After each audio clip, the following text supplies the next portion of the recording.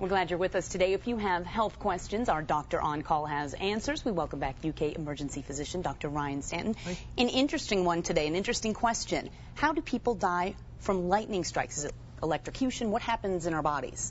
Well, that's actually a really good question for what's been going on here for the last few months. Lightning strikes are a really interesting phenomena. It hits about 6,000 people across the country every year, killing about 600, so about 10% will pass away. That means about 1 in 6,000 chance during your lifetime you'll be struck. And that also means that 40 to 50 people here in Lexington can expect to be struck during their lifetime. So lightning is a huge amount of electricity when the negative electrons in the clouds and the positive charges on the ground come together to try to balance things back out again. The main reason for death associated with lightning typically is when it crosses the chest and causes the heart to go into an arrhythmia or even stop. Really, all the heart rhythm is, are signals of electricity telling the heart when to squeeze. Breathing's a very similar way. Also, a lot of burns. What you're seeing there are called Lichtenberg figures. That's actually the pattern of the lightning that'll show up on the skin, typically seen after lightning strikes in those that live. A lot of the outside findings on lightning are not that significant because the exposure is so short, but it can be very significant internally. A lot of muscle damage, even permanent nerve damage. But if it doesn't pass through the heart, a lot of times people will live, and even sometimes when it does, they will as well. A lot of things to remember. The most common place to get struck by lightning is an open field. The second most common place is under a tree.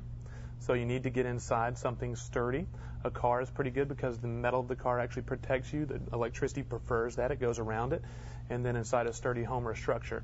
No showers, no corded phones, no electricity that's actually plugged in during a lightning storm. Good advice. And, Jeff may be able to give some more information on that if we get some lightning coming up with this hot weather. Very, very true. And we have one more question for you, and that it regards hormones and how they're used in our foods. We know that there's a childhood obesity problem nationwide and certainly here in Kentucky. And, you know, a lot of people are wondering if they're giving hormones to chickens and cows. Isn't that just going to, you know, make the problem worse for all of us, adults included? Well, a lot of the main problem with our obesity issue in children and adults is how much we eat. The portions associated with the meals we eat has gone up significantly over the last number of decades, and our amount of activity has gone down significantly. But it is interesting and very important to consider what goes into our food. The reason people put hormones and even antibiotics into our food products is to shorten the time it takes for them to be born to the time they can be slaughtered and used for food. That means it costs less. It can get to the market. They can make more of a profit. We pay less for our food. I found this picture of the large chicken. That's not a chicken I would probably find at the KFC. It'd probably take us out if it had the chance. Scary. But that's what you do when you Google hormones and meat products on the internet.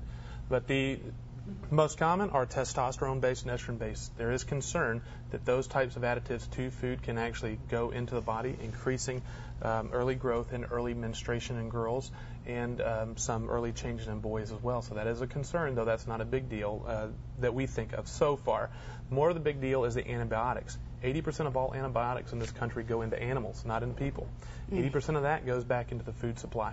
So those can lead to resistant infections and lead to problems all through the food chain and things we need to consider. So buy organic, especially if you have young kids. There's some great opportunities out there. It's a little bit more expensive, but your health will pay for it in the long run. Oh, great to hear from it. Our doctor on call, Dr. Stanton, thanks so much for joining us. And Jeff will be up next to let us know what to expect weather-wise.